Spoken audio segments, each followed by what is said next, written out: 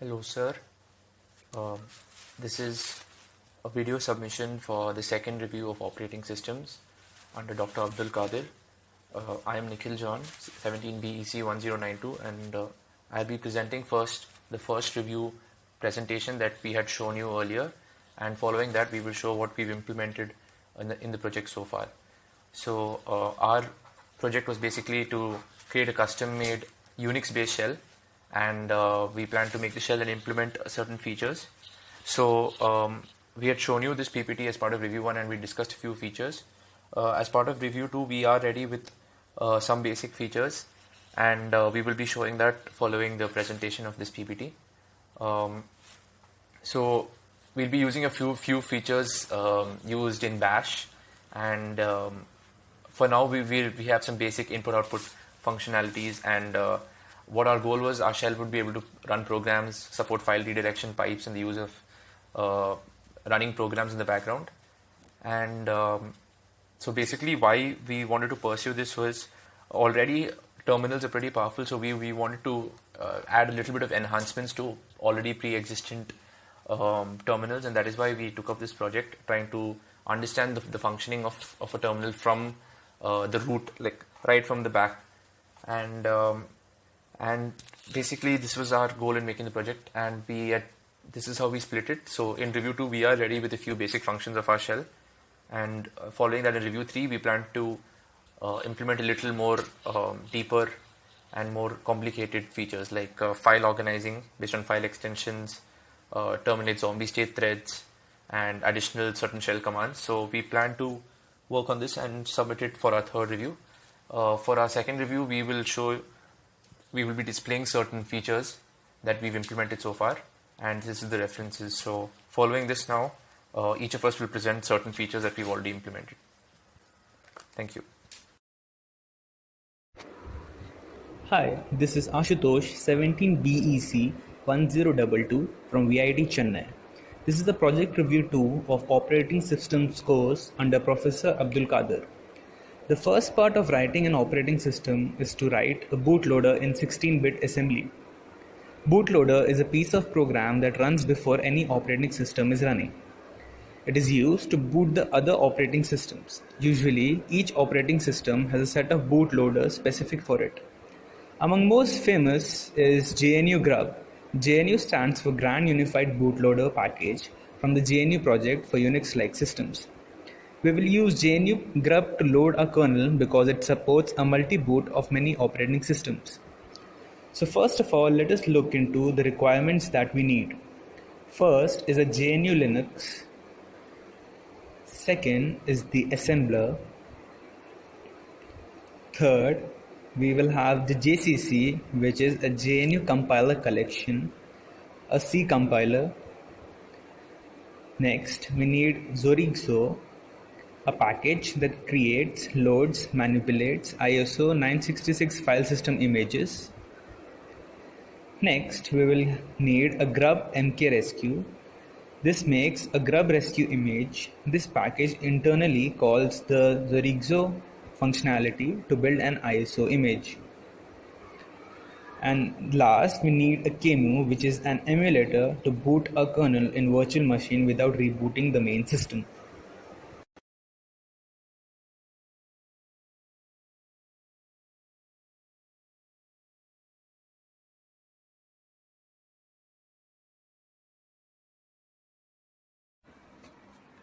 Okay, so we will start by implementing basic functions for the kernel.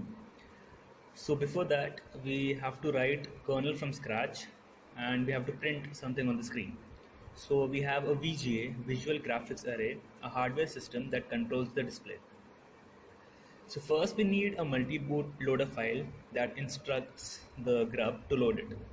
So we have many fields to define.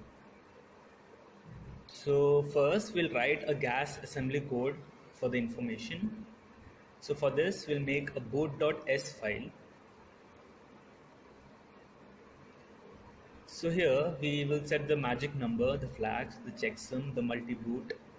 We will make a function start and a halt loop.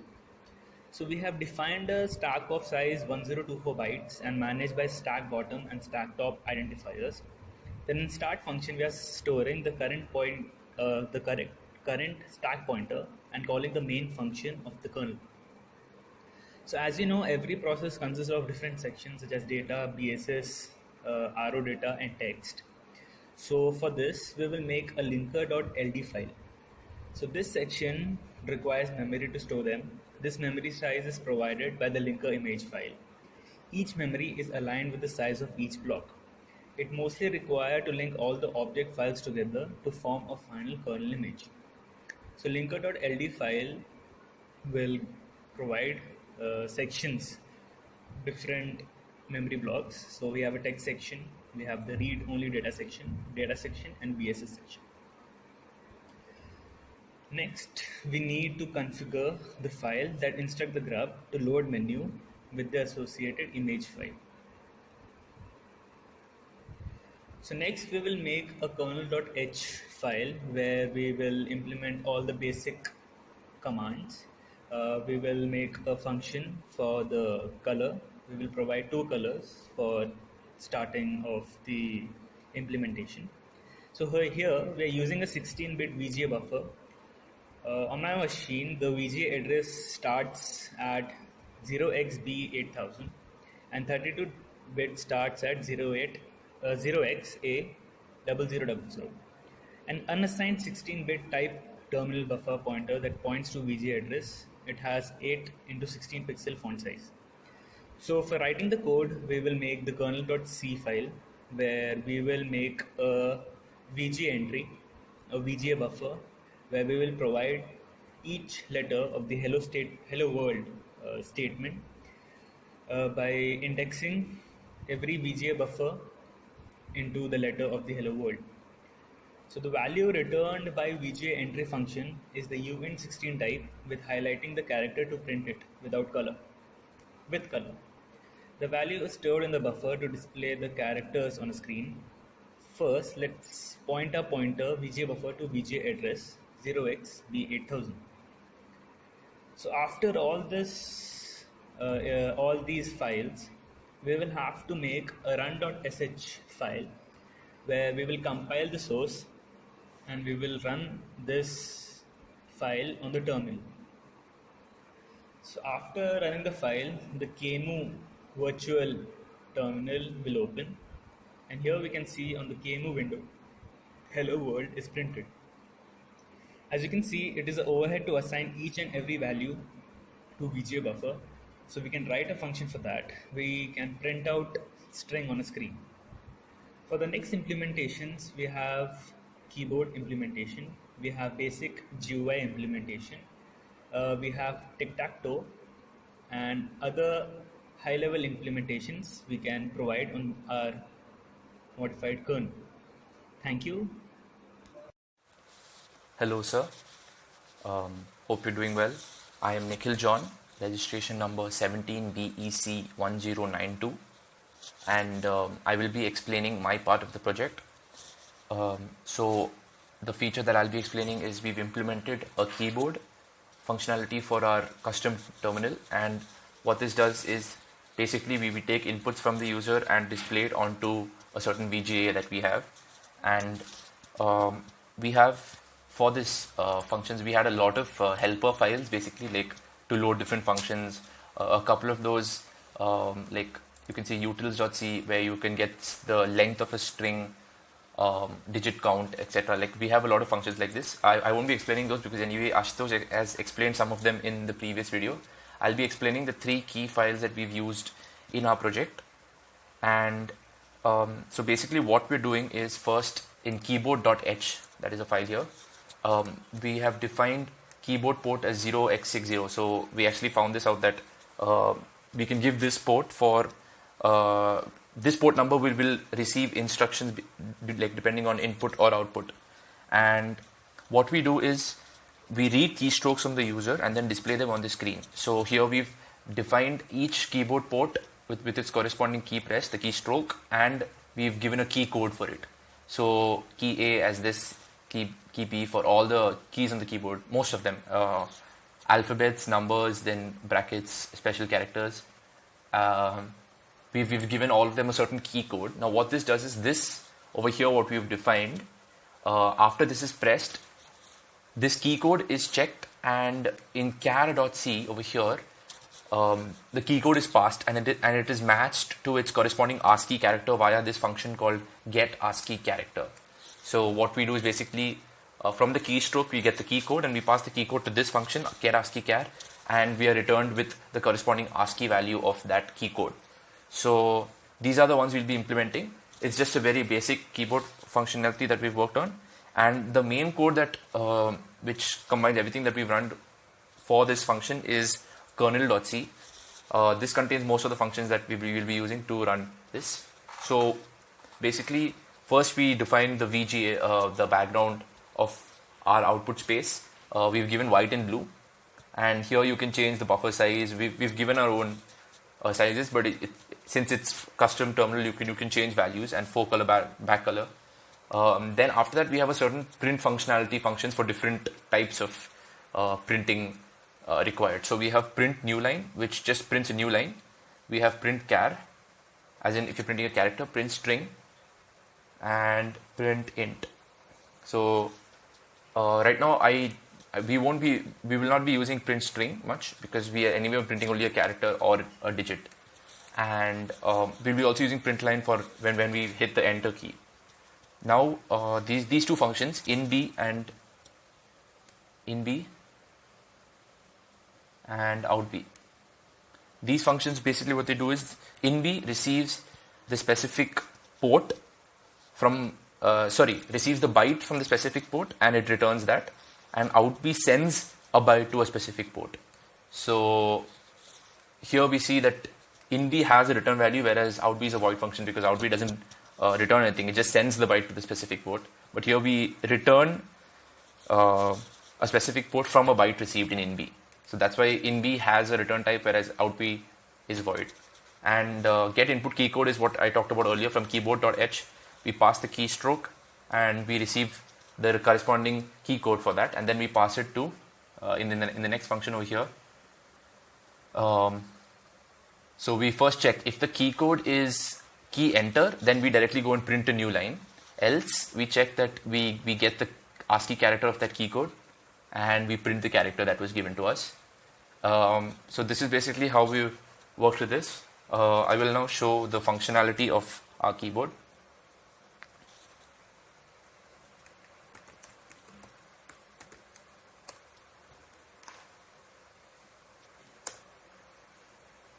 So now you can see that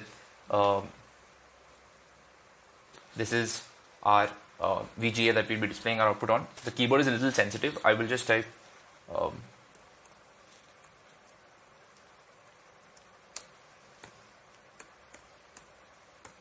and I'll hit enter, and I'll type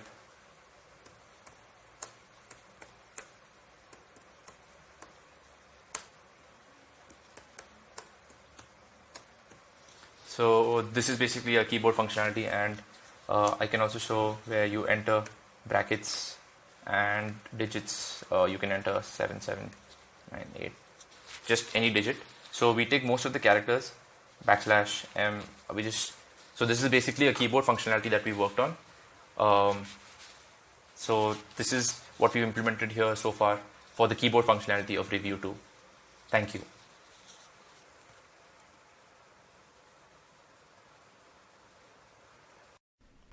Hello, I'm Suyashvardhan Srivastav, 17BEC1230. I'll be explaining GUI and the tic-tac-toe game. So first I'll start with GUI. Here, as you can see, this is a C code for a graphical user interface that will display boxes. The first function that we can see here is a getBoxDrawChar function. This function helps us to draw a Unicode character with a foreground and a background color. Now to create a GUI, what we have done here is we have translated all the lines, the curves, and other characters and shapes to a Unicode coding scheme into different codes. Next we have a go to xy function. This will help us to go to a particular index on the monitor. That is, if we have a index x comma y, then with the help of this function we can go at that particular index. Then we have a draw generic box function. This helps us to draw a box of a specified width and a height.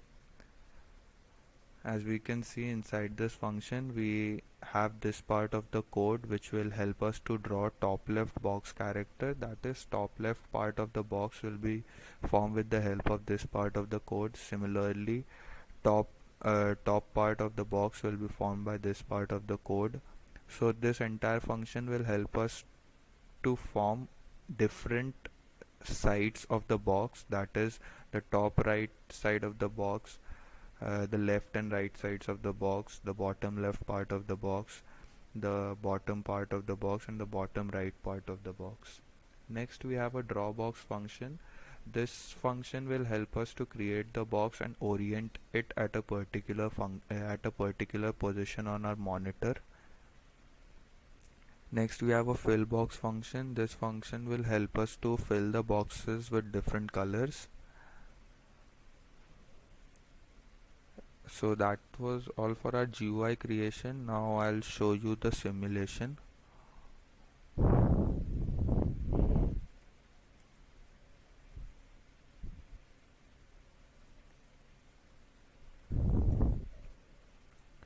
So this is a graphical user interface that contains the boxes. Next we'll go to tic-tac-toe game.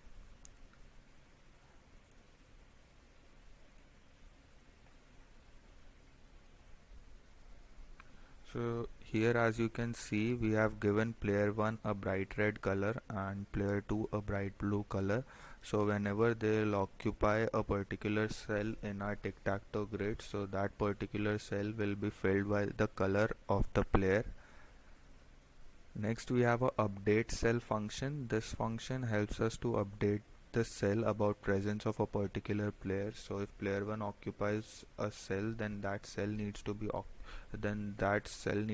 updated about it being occupied. Similarly, if player 2 occupies a cell, then that cell needs to be updated about its presence.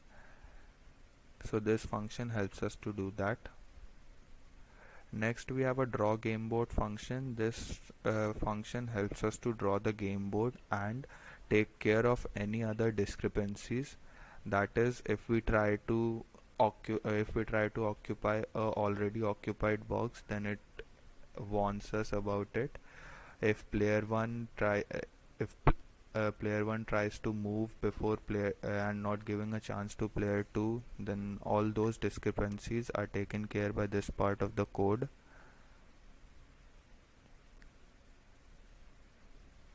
Next we have a get winner function. This function helps us to find the winner of the game. So if a particular player occupies all the boxes in a particular row, then this part of the code helps us to find the winner. If a particular player occupies all the boxes in a single column, then this part of the code helps us to find the winner. If a particular player occupies all the boxes along the diagonal, then this part of the code helps us to find the winner. The restore game data to default function helps us to reinstate our tic-tac-toe board. So if a player wants to play again, then it reinitiates the entire board and also reinstantiates the number of moves made by player 1 and player 2 to 0. The launch game function helps us to launch the game. So now I'll move on to the simulation.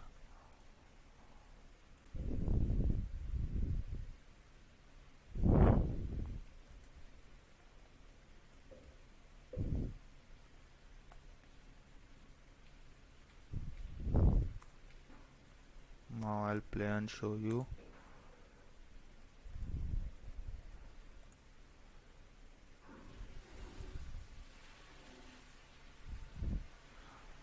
So as we can see that player 1 has occupied all the diagonal boxes, so player 1 wins.